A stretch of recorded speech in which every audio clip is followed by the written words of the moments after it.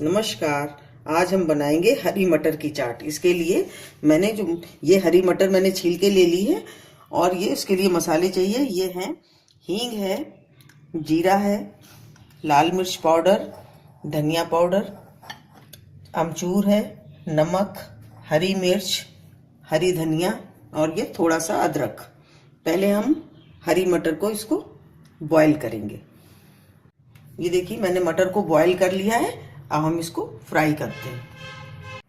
देखिए कढ़ाई हमारी गर्म हो गई है। मैंने इसमें 1 चम्मच घी डाला है और ये हींग डालेंगे,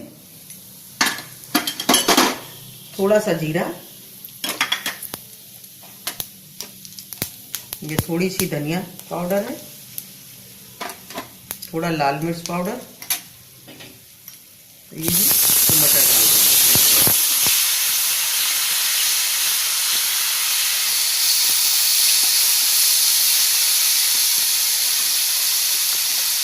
और ये अमचूर पाउडर, थोड़ी सी हरी मिर्च, अदरक और ये स्वादानुसार नमक और थोड़ी सी ये धनिया है। बस थोड़ी देर इसको फ्राई करेंगे। ये देखिए